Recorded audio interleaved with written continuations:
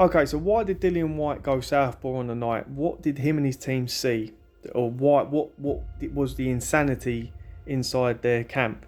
I can only think that they watched the Otto Volin fight with Fury. Felt that Fury struggled with the southpaw. Similar dimensions to Dillian, I would say, in terms of height, and potentially Dillian has longer arms, I would say off the top of my head, but similar-ish dimensions nonetheless.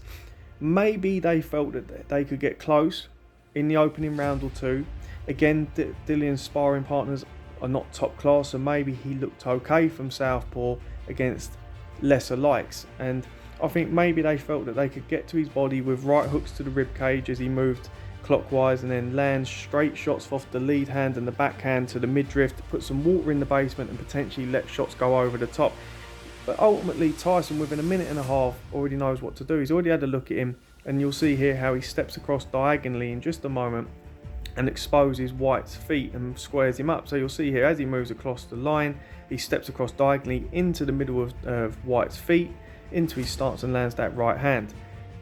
Go back and watch the Ryan Garcia Luke Campbell video that I did from last year, and how that we talk about southpaw, how an orthodox can do that against the southpaw. But Tyson already knew what to do in that situation. He already worked it out, and he knew that Dillian was not going to stay southpaw for long. Dillian tries to close the distance with double jabs, etc., or tries to close it with a left hook right hand, and Tyson is check hooking and pivoting off. He was aware of what Dillian was looking to do. He knew what to do, because Dillian isn't the most creative and is not the most patient in terms of setting things up. So he knew that if he just waited long enough, he could catch him. And you'll see here some beautiful hanging jabs. That's what I call a hanging jab anyway.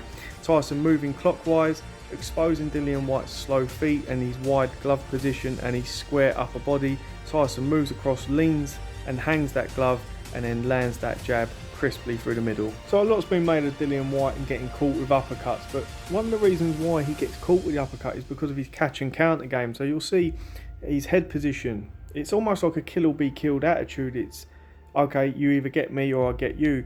And what it is essentially, as you'll see here, he falls in and then looks, touch, bang. Now, normally with his short left hooks against the likes of Parker and Povetkin, he's able to land these shots when they're in close, because these guys are 6'3", 6'4". They're not the tallest like Fury. They come in, and you can see Parker was falling over his front foot to come in with that uppercut with his gloves nowhere to be seen, no defense, and Whyte was able to catch and counter. Whyte essentially always waits for contact. So what he'll do, he'll anticipate that contact's going to be made. He will put his gloves up into a full guard, and then he falls and loads his lead leg, that front hip, to then come back with the left hook. He's fallen into this habit, and that's why he's getting caught. He's throwing his left hooks blind. Now, Tyson didn't really need to at any time really commit. There was one moment you'll see in a moment.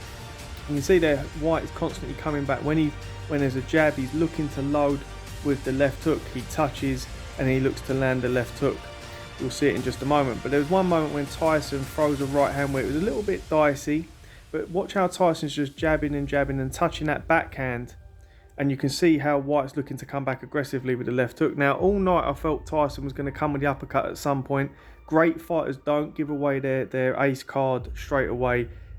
And it comes and he times it to perfection. What he does, he looks to bait Whyte. He steps back, he jabs that backhand, touch, fills the distance.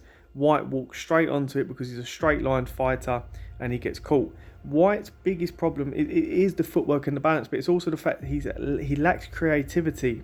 He lacks creativity offensively, so his offense, essentially his big shots are catch and counters. Now, I've always said that Dillian potentially is that kid in school that isn't particularly graced with great athletic ability. I mean, you only have to watch him on Soccer AM to see he's not blessed with his feet, but also with his punch form. You know, it's like sometimes his longer left hook is like a whip. It's really awkward. When he throws the short left hook, he only uses his shoulder. He doesn't really turn through the punch. And then with his right hand, you'll see he throws with the shoulder and he paws and he sort of lifts the arm and then throws it, and his feet come together. He has mentioned Whyte that he's looking to fight on now. I would suggest going and getting a world-class trainer for starters. And anyone that's going to work with Whyte has to eradicate this catch and counter game. It's too dicey for a heavyweight to be fighting super heavyweights guys that are 6'6" plus. I mean, you're talking about a 6'9" guy in and around 260 to 270, and you're trying to play catch and counter with him. Heavyweights, it's a dicey game.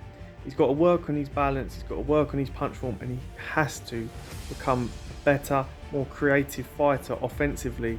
Otherwise, he again will continue to become unstuck.